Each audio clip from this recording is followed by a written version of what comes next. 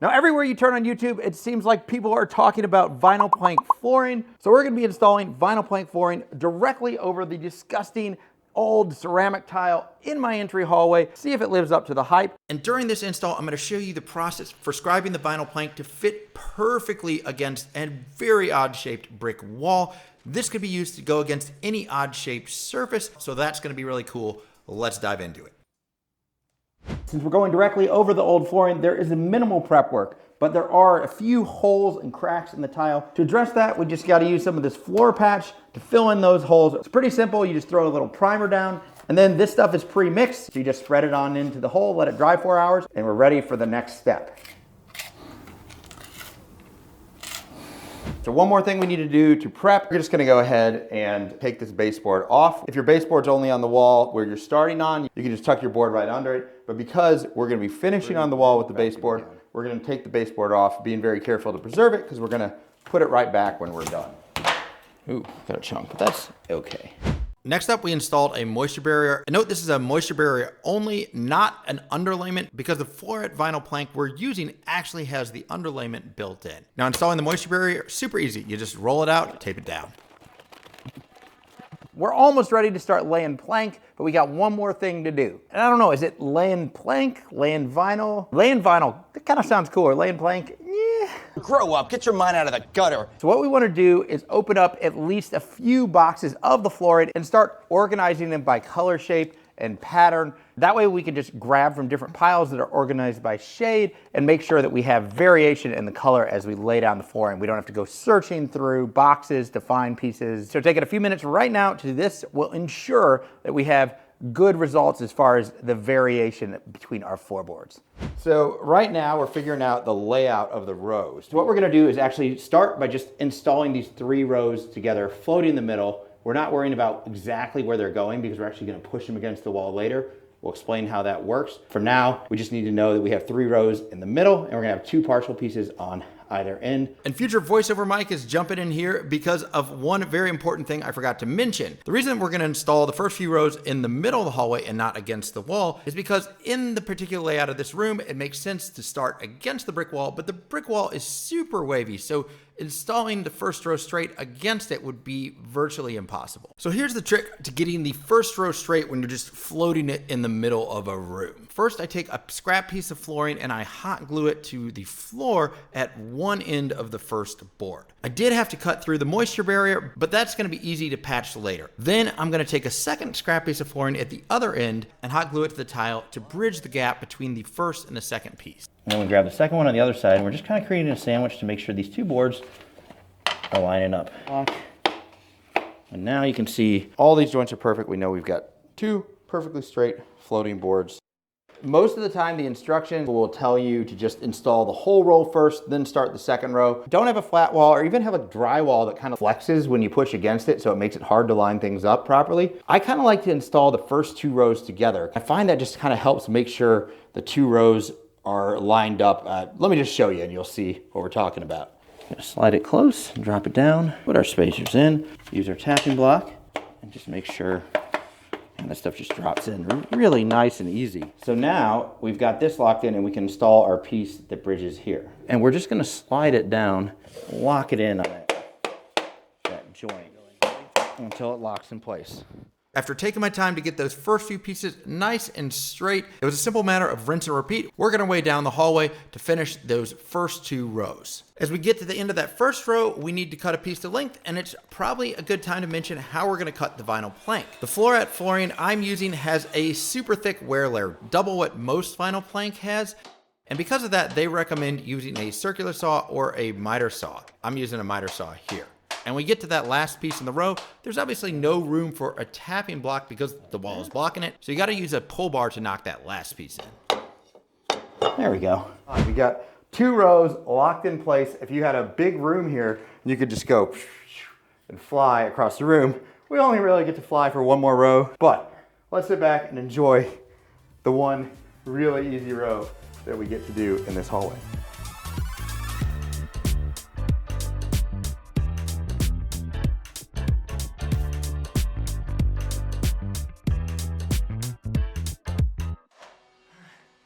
Now for the trick where we fit these rows to the brick wall and slide it against it. First, we position those 3 rows exactly where we want the 3 full rows to go in the hallway. Then we can scribe the row closest to the brick wall. Essentially, when we slide it over, that 3rd row is going to become the partial row that's against the brick wall, and the 2nd and 3rd rows will be slid into the position where the 1st and 2nd were originally. So now, here's the trick. So we know we have a full piece of flooring and a partial piece of flooring. I've cut a thin sliver from a full piece, so I know this is 1 full piece, which means for this to be the partial piece that goes here, we need to take off this much all the way around. This little piece also has the 1/4 inch tab left on it, which that will give us 1/4 inch extra spacing, which you need for expansion. So we're gonna take this piece and we're literally just gonna kind of go down every inch, everywhere I see something changes dimensions, and just put a mark. Just drop dots, come out, connect the dots. Then we'll pop these boards out. We'll take a jigsaw, cut them along that line, pop them back in, and then I'll slide this whole structure against the wall, and hopefully that'll be a perfect fit.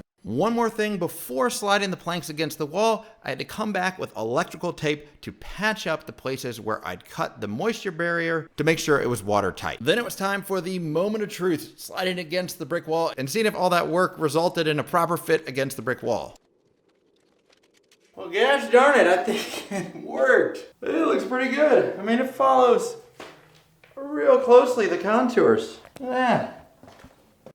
With the hardest part done, I flew through the installation of that next full row.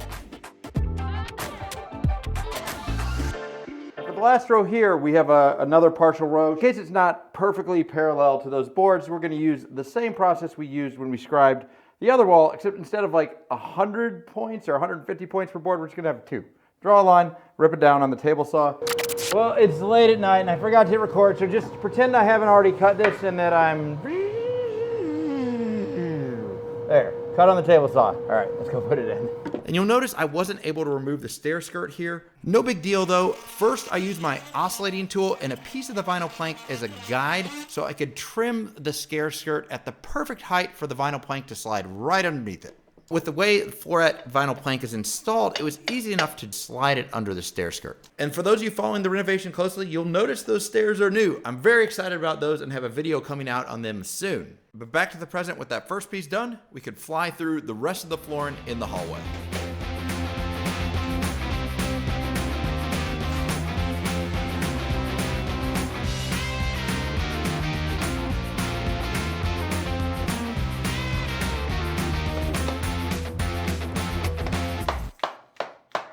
We're transitioning now from the entry hallway into the landing that you come into when you first walk in the front door. Before I show you how I did that transition, a quick word from this video's amazing sponsor, Floret.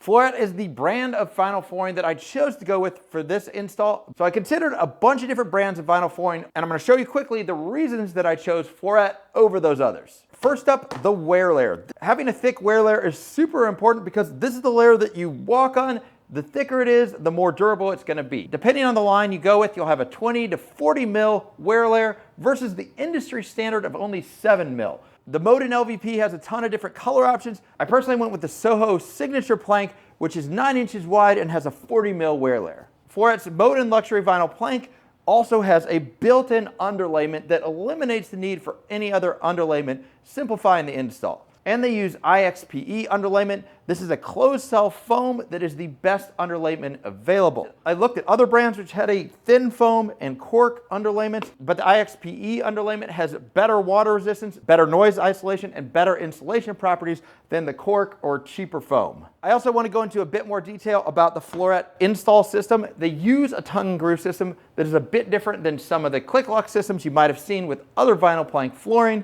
In my experience, the plastic tabs in those other click lock systems can be kind of fragile. They can break and chip, which results in you basically throwing those pieces of flooring out. I found the Floret system to be more durable. All you do to install a piece is drop it into the tongue and groove, tap it in with the tacking block, then slide it over so it's end to end with the previous piece. Then you use a scrap piece of the Floret flooring as a bridge to lock the pieces at the same level and tap it in. And beyond being more durable, I found that the Floret system locks together and stays in place better than those other click lock systems. And perhaps most importantly, the Floret vinyl plank flooring looks great. The wood pattern's awesome. They've got a ton of options in 3.5 inch, 6 inch, and 9 inch planks to suit any need. Foret also offers engineered hardwood flooring for those of you guys that want real wood in your place. So if you're looking for easy DIY flooring that you can install in your home, I highly recommend checking out Foret.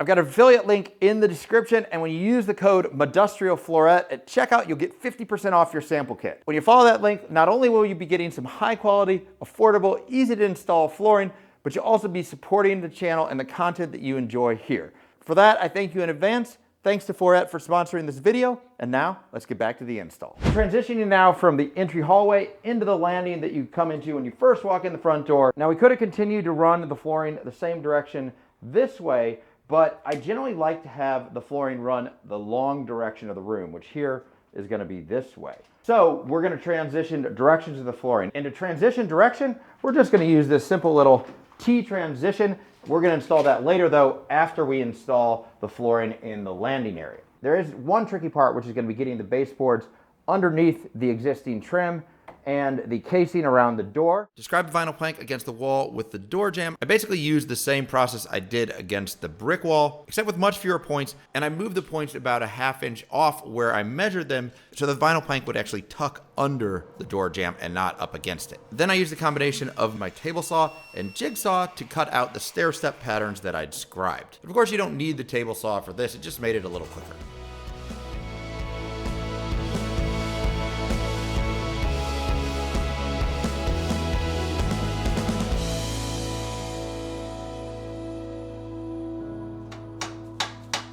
All right, we got the last piece going in here. Boom. So now we're installing the transition piece here.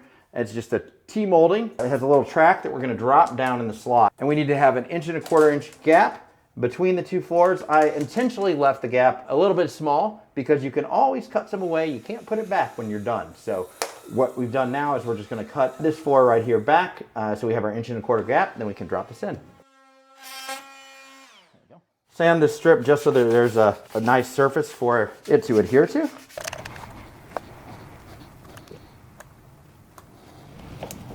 Like that. All right. Oh, that was some satisfying snapping in there, huh? I also installed a matching transition to move between the vinyl plank in the entryway and the existing tile in the workshop. And this installed the exact same way with construction adhesive to hold down the channel and then snapping the transition in place. And with that, we're done with installing the vinyl plank and can reinstall our trim.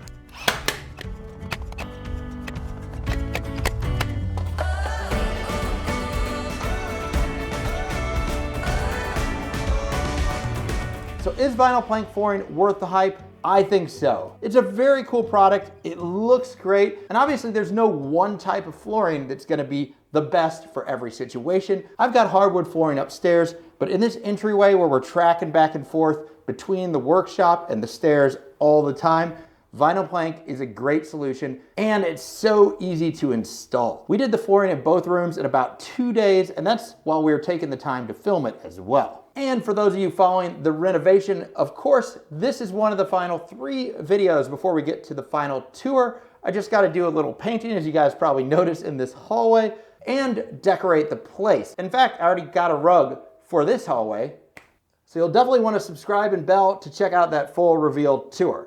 That's it for this time, and I'll see you guys next time.